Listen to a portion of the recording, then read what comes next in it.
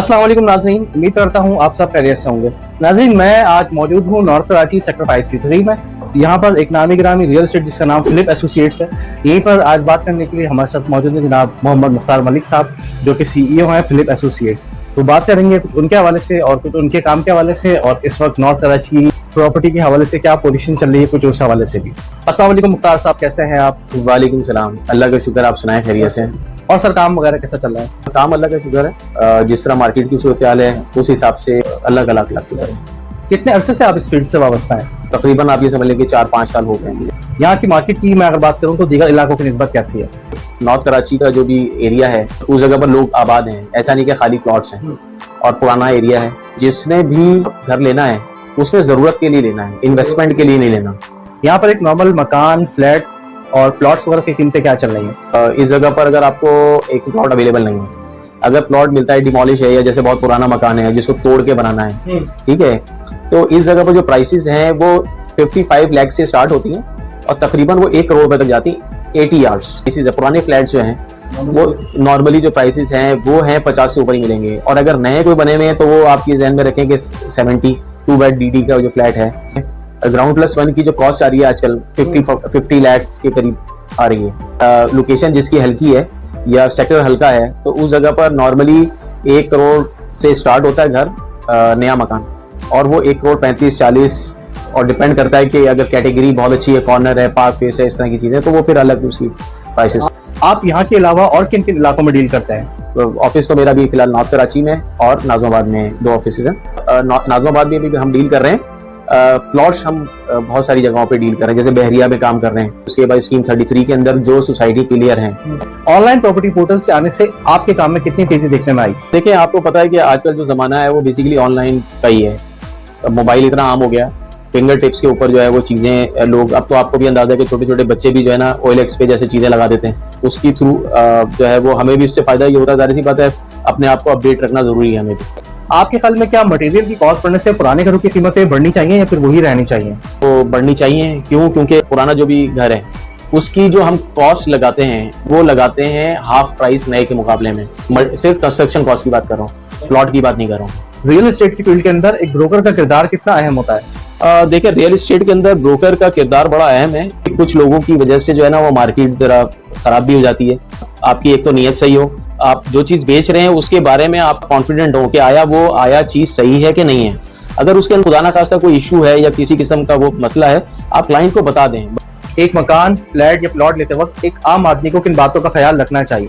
जब भी आप चीज लें, आप कम से कम ये देखें कि आया वो जिस लैंड के ऊपर बना हुआ घर है या अपार्टमेंट है, या वो खुदा ना खास्ता कोई पब्लिक बिल्डिंग या स्कूल, प्राइमरी स्कूल या इस तरह की कोई पार्क तो नहीं बना हुआ जिसे हम आम लफ्जों में चाइना कटिंग बोलते हैं। तो इस तरह की चीजों को देखना लाजमी है, सिर्फ सस्ते के ऊपर ना जाएं। अगर कोई पार्टी सौदा कैंसिल कर देती है या बैक हो जाती है तो ऐसे में आप उसके टोकन अमाउंट पर क्या करते हैं? कि फिलिप एसोसिएट की ये ख्वाहिश होती है कि कोई भी सौदा कैंसिल ना हो या कैंसिल की तरफ ना जाए। होता है तो वो डॉक्यूमेंट के ऊपर कोई मसला हो या किसी किस्म का इशू हो तो उसके अंदर कैंसिल का वो होता है, उसमें बल्कि हम खुद भी मना कर देते हैं बायर को कि यार इसकी डॉक्यूमेंट के अंदर, जाहिर सी बात है कोई डील होती है तो पहले डॉक्यूमेंट चेक होते हैं, उसके वेरीफाई होते हैं दोनों इदारों से, रजिस्ट्रार ऑफिस से और TDA से। अगर किसी किस्म का इशू है तो हम उसको वैसे ही मना कर देते हैं। अच्छा, कभी ऐसा भी हुआ है कि एक ही मकान या फ्लैट के 2 खरीदार हों और दोनों ही बस ये कि यार यही वाला मकान या फ्लैट हमें चाहिए, तो ऐसे में आप क्या करते हैं? लोगों को हम मुख्तलिफ लोगों को दिखा रहे होते हैं घर, किसी को कोई चीज समझ में आती है तो सबसे पहले टोकन होता है, टोकन के बाद 4-5 दिन लग जाते हैं इन चीजों के ऊपर। उसी दौरान जो है वो दूसरा भी बंदा बैक पे आ जाता है, वो उससे अच्छी ऑफर भी देने के लिए तैयार होता है, मगर हम उसी को कंसीडर करते हैं जिसने पहले टोकन दिया हुआ है। हम लालच के ऊपर जो है हम इसके कायल नहीं है। एक आम शख्स अगर कभी अपनी जमीन बेचने खड़ा होता है तो वो सोचता है यार मैं जो चीज बेच रहा हूँ वो मिट्टी है, आप जो चीज बेच रहे हैं वो सोना है, तो इस हवाले से आपका क्या कहना है? ज्यादातर जो चीजें होती है वो प्लॉट्स वगैरह जो इन्वेस्टमेंट की हुई है लोगों ने, उनकी प्राइसेस में फ्लक्चुएशन होती है, वक्त के साथ ऊपर और नीचे जाती है जैसे मार्केट चल रही होती है। तो हम जो भी बात करते हैं वो करंट वैल्यू के हिसाब से बात करते हैं। अगर सेलर बेचने के लिए आ जाता है तो उसको तो ऐसे ही लगता है कि यार मुझे पहले 90 की ऑफर थी, अब आप 70 की ऑफर कर रहे हैं। ऐसा नहीं है, जो करंट वैल्यू होगी हम उसको वही ऑफर करेंगे। इन्वेस्टमेंट पॉइंट ऑफ व्यू के हिसाब से सुरजानी टाउन का इलाका कैसा है? सुरजानी टाउन जो है वो ज्यादातर आबाद हो गया है। जो खाली जगहें पड़ी हैं, कुछ चीजें डाउटफुल हैं जहां पर बोट वगैरह टाइप की चीजें हैं, चाइना कटिंग और इस तरह की चीजें होती है जिसमें लोगों की इन्वेस्टमेंट का बड़ा फर्क पड़ा। अगर हम सुरजानी की तरफ जाते हैं, उस जगह पर अभी जो सबसे ज्यादा प्लॉटों की वैल्यू है वो कमर्शियल प्लॉट्स के हवाले से है, इसलिए कि कराची के अंदर जो बाकी जो शहर है, शहर के अंदर कमर्शियल प्लॉट्स खत्म हो गए हैं। सुरजानी के अंदर है जहाँ पे नए प्रोजेक्ट्स बन रहे हैं, जैसे आपने देखा फलकनाज है, तो उसके अलावा अलगफूर ग्रीन सिटी है, इस तरह के प्रोजेक्ट्स हैं वो, और अच्छे बिल्डर्स हैं जिनके प्रोजेक्ट्स मुस्तकिल आ रहे हैं। और जब तक कमर्शियल प्लॉट्स हैं उस वक्त तक आते रहेंगे मुसलसल प्लॉट्स। गुलिस्तान जौहर, पटेलवी एरिया, नाजाबाद, नॉर्थ कराची, पोर्शंस का एक ना रुकने वाला सिलसिला है। इस हवाले से आपका क्या कहना है? बेसिकली पोर्शन के हवाले से शहर को डिजाइन ही नहीं किया गया। जितनी भी वो आबादी है उसको डिजाइन किया ग्राउंड+1 के हिसाब से। अगर आप ग्राउंड+3, 4 बना देते हैं तो मुझे बताएं कि उसका सीवरेज का सिस्टम, पानी का सिस्टम, ट्रांसपोर्टेशन का सिस्टम, वो कैसे आप सही करेंगे। मौजूदा हुकूमत की बनाई हुई रियल एस्टेट से मुतालिक जो पॉलिसीज हैं, आप उससे किस हद तक मुतमईन हैं? जो पॉलिसीज हैं रियल एस्टेट की, क्योंकि आपको पता है कि ये भी रियल एस्टेट की एक बैकबोन है एक तरीके से देखा जाए, क्योंकि इससे बहुत सारी चीजें इन्वॉल्वमेंट है लोगों की, लेबर से लेके कंस्ट्रक्शन मटेरियल से लेके और बहुत सारी चीजें इंडस्ट्रीज हैं वाबस्ता हैं। तो मेरा ख्याल है कि इसके अंदर जो है हुकूमत को चाहिए कि इसमें सपोर्ट करें ताकि सारी सब इंडस्ट्री इससे जो है ना फायदा उठा सके। आमतौर पर रियल एस्टेट एजेंट्स को सरकारी इदारों में लीज, सबलीज और डॉक्यूमेंटेशन के हवाले से क्या क्या मुश्किलात पेश आती हैं? अभी आपको पता है कि सारे ये जितने भी काम हो रहे हैं, फॉर एग्जांपल अगर वो केडीए के हवाले से यानी किसी इदारे की तरफ से, बेशक केडीओ, एमडीओ या एलडीओ, इसमें अभी भी मेन किरदार जो है एजेंट्स और इन लोगों का है। मेरा ख्याल है वन विंडो ऑपरेशन होना चाहिए इसमें, जिस तरीके से आपने पासपोर्ट ऑफिसेज और इसी तरीके से लोगों को कर दिया, जिससे रिश्वत वगैरह टाइप की कोई चीज इन्वॉल्व ना हो और आपको टाइम के अंदर चीजें जो है ना वो डिलीवर हो जाए, आपकी डॉक्यूमेंटेशन वगैरह जो भी है। क्योंकि अभी फास्ट ट्रैक पे काम करना है तो उसमें आपको रिश्वत देनी पड़ेगी। जाहिर सी बात है, कोई भी अपनी मर्जी से खुशी से नहीं देता, तो उसकी मजबूरी है उसको देना। आमतौर पर आप लोगों को बिल्डर प्रोजेक्ट में ज्यादा फायदा होता है या जो आप लोगों की रेगुलर चीजें होती हैं उसमें? जो इलाके के घर हैं वो लोग मजबूरी के तहत खरीदते हैं, क्योंकि उसे रहने के लिए लेना है, इन्वेस्टमेंट के लिए नहीं लेना। बिल्डर प्रोजेक्ट्स होते हैं जो कि आते हैं इंस्टॉलमेंट्स के ऊपर होता है, ये उन लोगों के लिए ज्यादा बेहतर है, यंग जनरेशन है जिनके पास अपना घर नहीं है और वो करोड़ 1.5 करोड़ रुपए जो है ना वो एक साथ कहीं से भी नहीं ला सकते।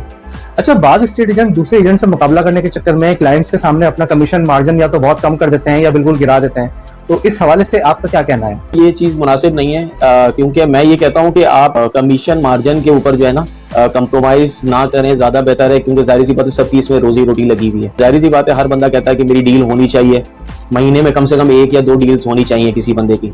असल चीज ये है कि आप सर्विसेज उस तरह की दें।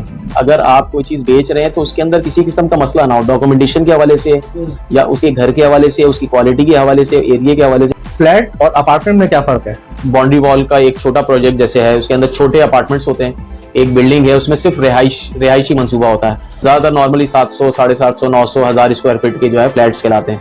अपार्टमेंट जो है वो कुशादा होते हैं, नीचे शॉपिंग मॉल है, एक्टिविटीज हैं, उसके अंदर जिम वगैरह टाइप की चीजें भी डाल दी या इस तरह की एक्टिविटीज के हवाले से हो, और वो लग्जरी के अंदर आ जाते हैं। कोई भी प्रॉपर्टी लेन देन करते वक्त एक आम शख्स का फाइलर होना कितना जरूरी है? देखिए, फाइलर होना मैं समझता हूँ कि ये देखिए फायदे की चीज है। अगर आप अपने आप को FBR में रजिस्टर्ड करवाते हैं, अपने एसेट्स शो करते हैं, आपको हर जगह पर जाके इसके बेनिफिट्स भी मिलते हैं। आप गाड़ी के टैक्स देते हैं, मकान के टैक्स देते हैं, चीजें उसके अंदर आपको जो है ना इसके बेनिफिट्स मिलते हैं। नॉन फाइलर का बायर का 7% है और अगर फाइलर होता तो 2% है। कनीज फातिमा टाउन के हवाले से मैं चाहूंगा कि आप हमारे नाज़रीन को तफसील से बताएं। गुलशन कनीज फातिमा है, स्कीम 45 में जो है वो इसकी लोकेशन है गार्डन सिटी से 3 किलोमीटर के फासले पे, यानी ड्रीम वर्ल्ड वगैरह गुलशन मेमार का जो रोड जा रहा है पीछे वाला, वो रोड सीधा जाता है और जैसे ही आप नॉर्दर्न बाईपास क्रॉस करते हैं, राइट साइड पे आपके तेसा टाउन के सेक्टर्स आ रहे हैं और उल्टे हाथ पे जो है गौर विलास है, गौर विलास से थोड़ा सा आगे जाए राइट साइड पे मुड़ जाता है गुलशन जीवन से पहले वाला प्रोजेक्ट है। बाउंड्री वॉल प्रोजेक्ट है, अच्छा प्रोजेक्ट है उस हवाले से कि इन्वेस्टमेंट के पॉइंट ऑफ व्यू से यंग जनरेशन के लिए खास करके 30 लाख रुपए का फॉर एग्जांपल ऑफिशियल प्राइस है फिलहाल। अभी प्री लॉन्च पे जो है वो 25,50,000 रुपए का दे रहे हैं और 3 लाख की बुकिंग है, 20,000 रुपए महीना है। आसान इंस्टॉलमेंट्स हैं।